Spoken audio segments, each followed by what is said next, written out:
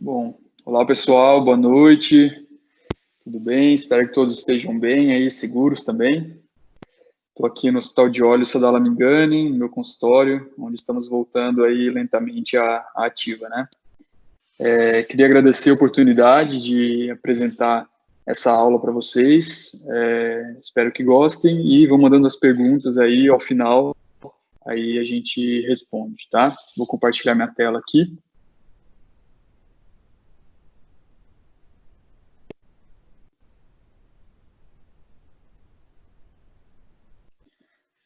Todos estão vendo?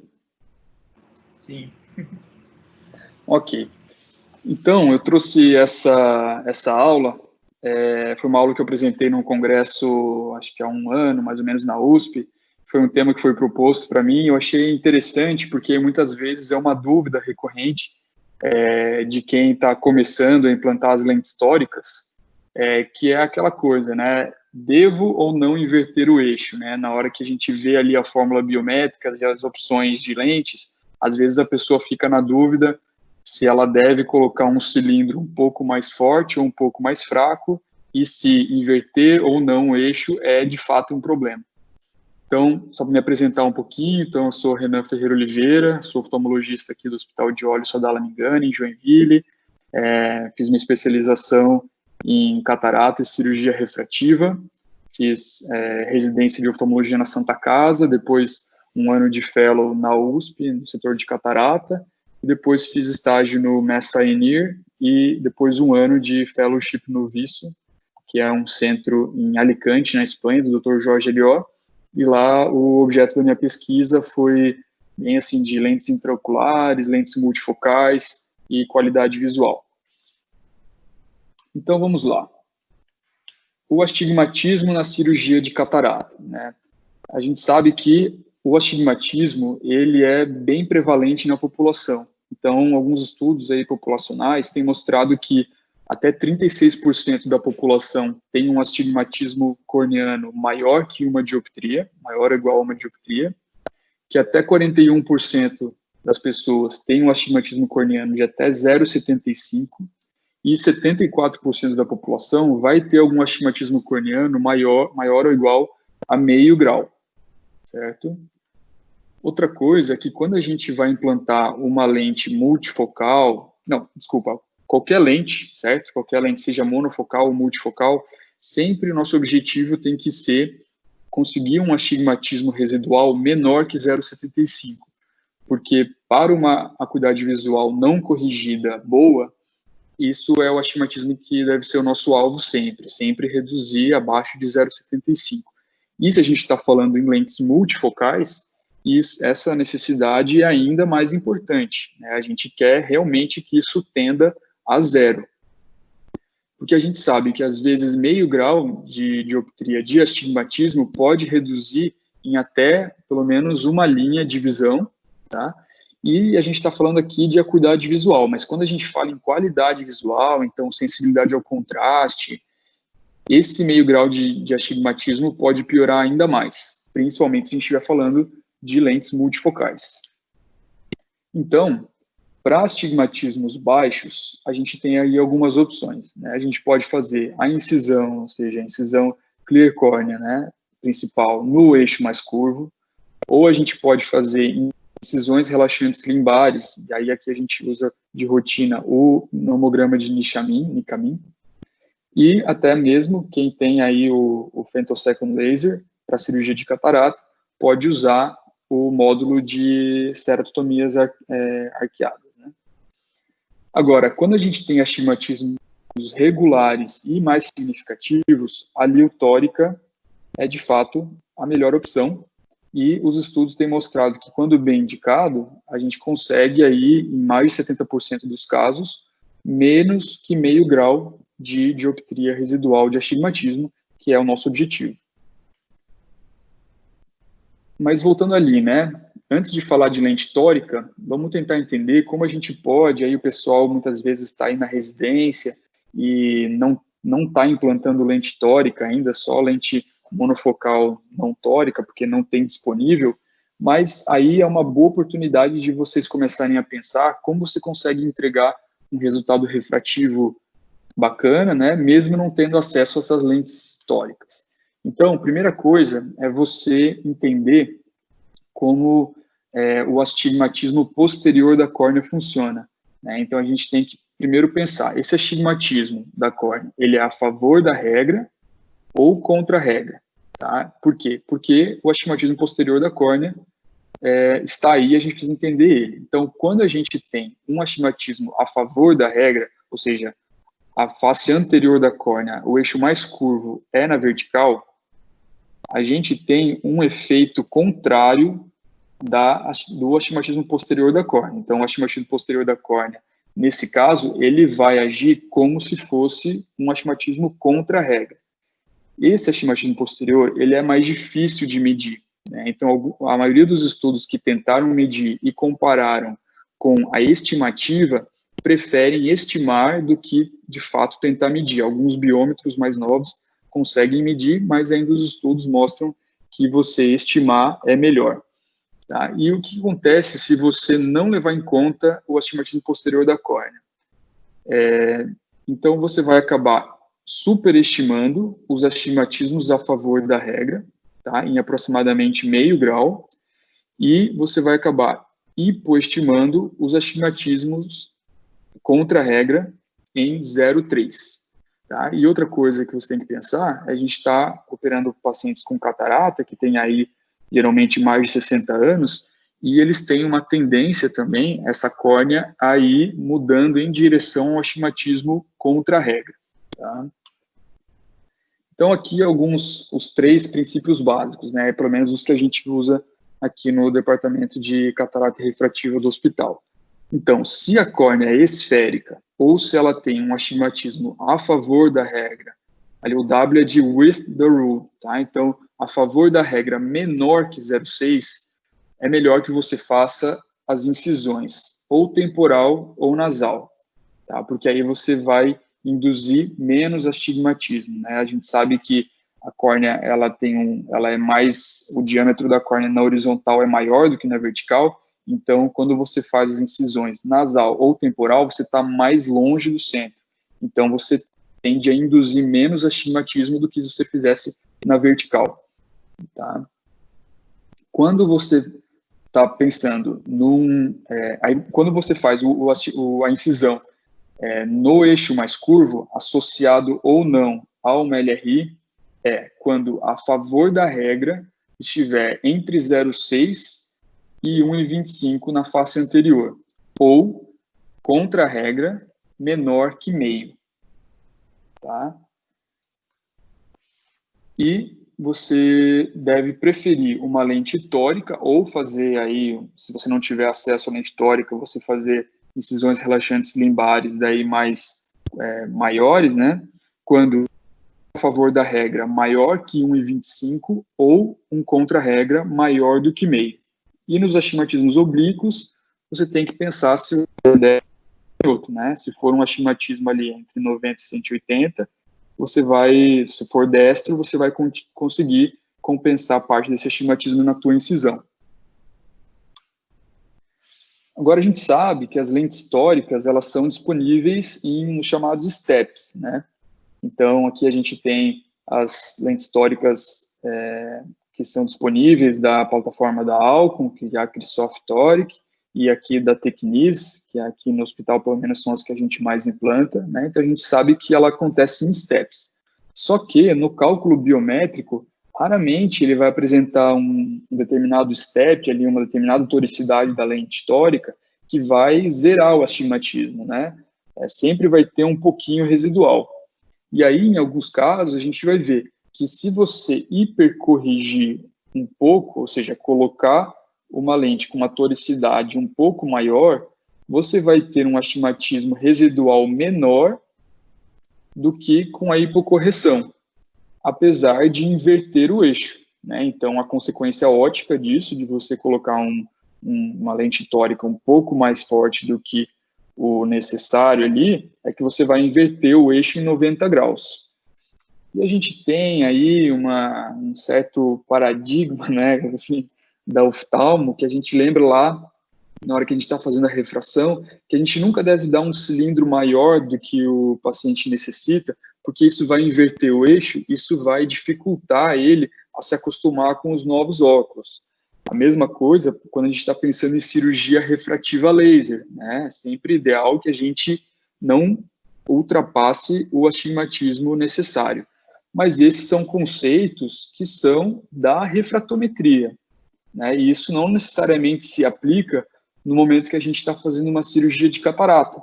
Porque se a gente está pensando em neuroadaptação, a neuroadaptação ela já vai ter que acontecer por completo, né? A gente vai mudar todo o grau, imagina, principalmente se você for colocar uma lente multifocal, você está criando aí 3 focos, então o cérebro já vai ter o trabalho de se acostumar com essa nova realidade. Então você não deve se preocupar se o astigmatismo residual for um pouquinho invertido, porque o paciente vai ter que adaptar de qualquer forma, tá? E também esse racional, né, que a gente usa para refratometria, ele não se aplica para o ponto nodal, tá? Que é onde vai estar a lente.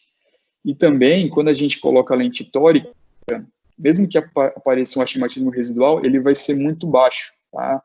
Então, não é uma coisa que a gente deve se preocupar. Isso talvez não esteja relacionado totalmente com a aula de hoje, mas isso foi uma lente que eu trabalhei, que eu pesquisei nela durante o fellow, e quando eu fui entender como ela funciona, é a lente M+. Ela é muito implantada é uma lente alemã, que é muito implantada na Europa. Tá? E ela tem um princípio que é muito diferente do que a gente é acostumado a ver das lentes multifocais, que tem os anéis concêntricos, que podem ser refrativas ou difrativas, né? A M+, ela tem uma adição em um hemisfério da lente, e ela cria ali eles chamam de varifocal. Então, deixa eu colocar o vídeo aqui, peraí.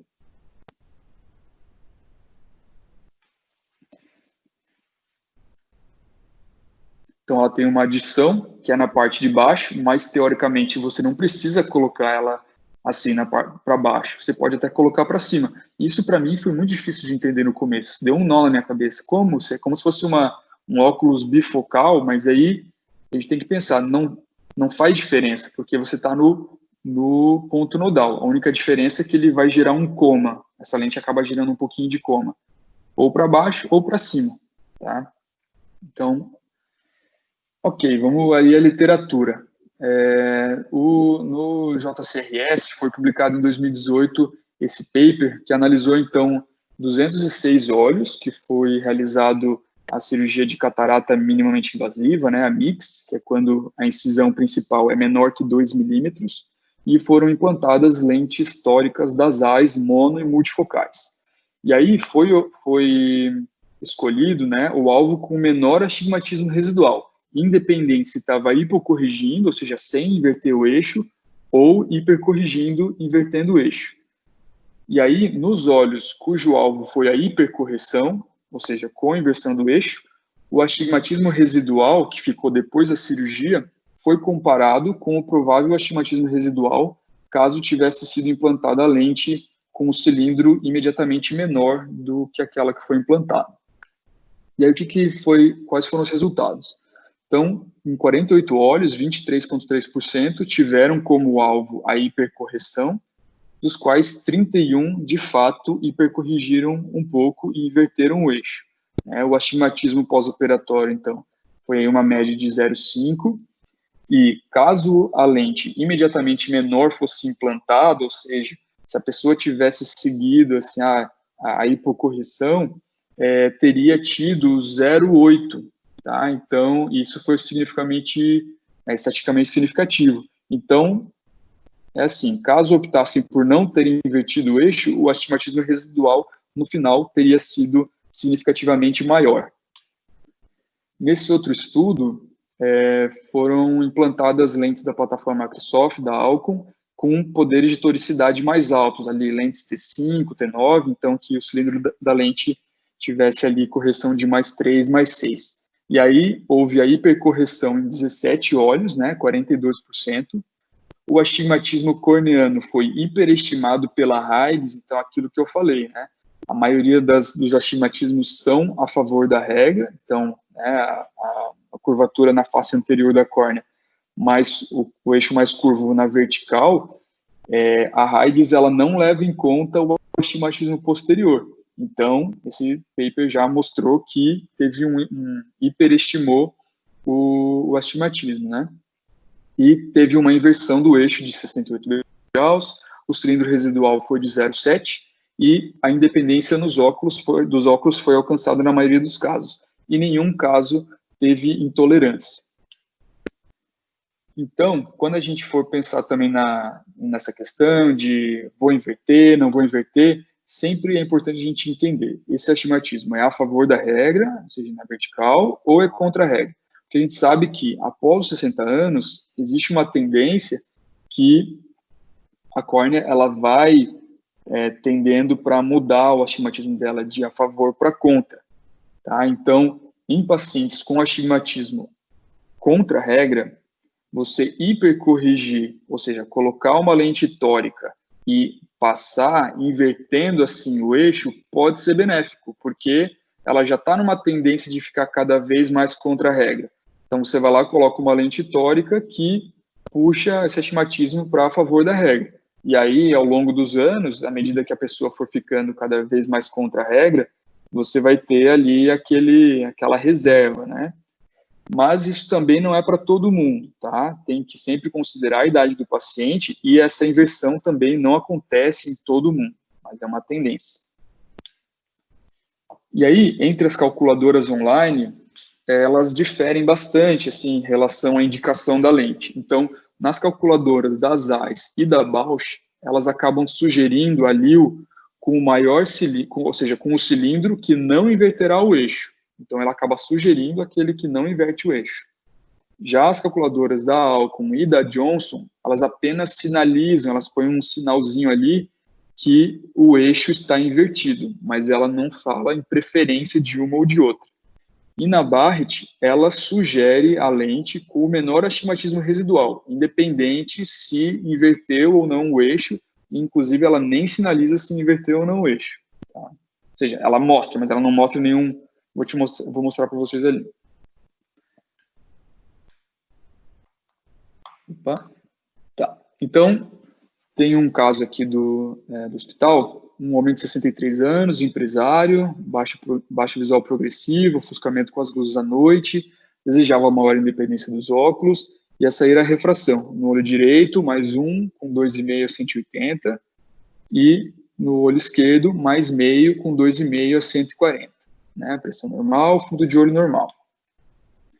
E aí aqui eu peguei de exemplo o olho esquerdo. Né? Então a gente vê aí esse astigmatismo oblíquo, né? Tanto a topografia como o OPD aí batendo bastante, né? Então, congruentes.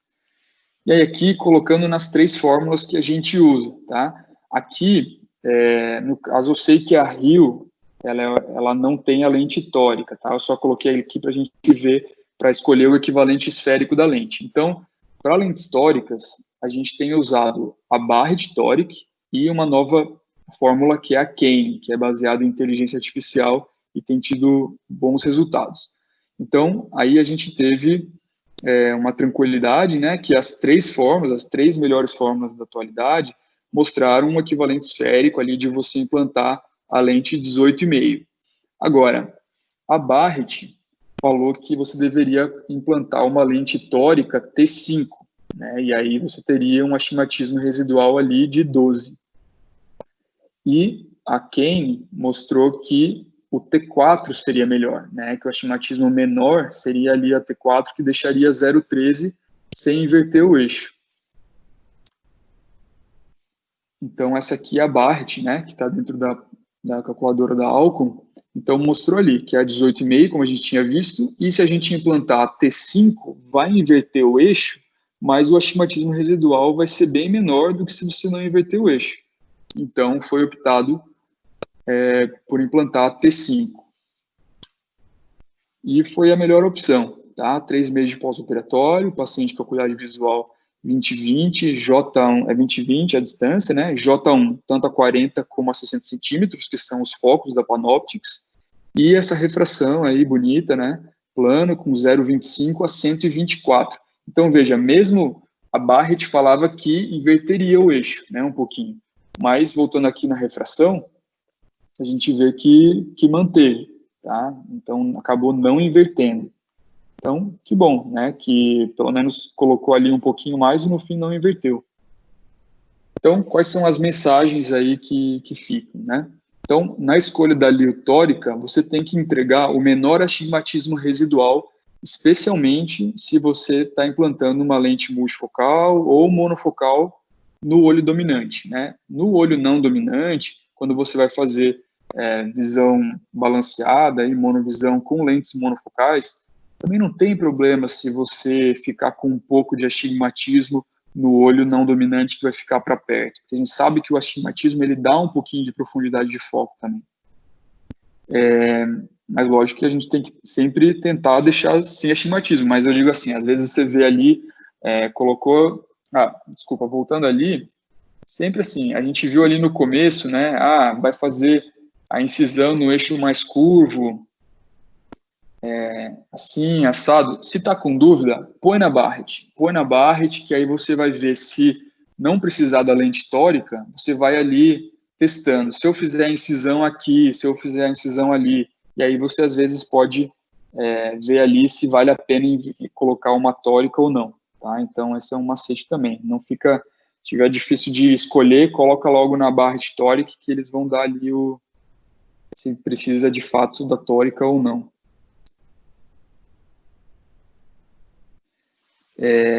Então, voltando ali, né? Hipercorrija e assim inverta o eixo se for preciso, tá? Essa história de nunca inverter o eixo é uma regra que vale para os óculos, para a lente de contato e para a cirurgia laser, certo, refrativa, tá? Ela não se aplica para as lentes tóricas, porque a correção ocorre no ponto nodal e o astigmatismo residual geralmente é próximo de zero. E sempre preferir um astigmatismo residual a favor da regra, caso a hipo ou a hipercorreção estimem astigmatismos residuais muito semelhantes. É isso.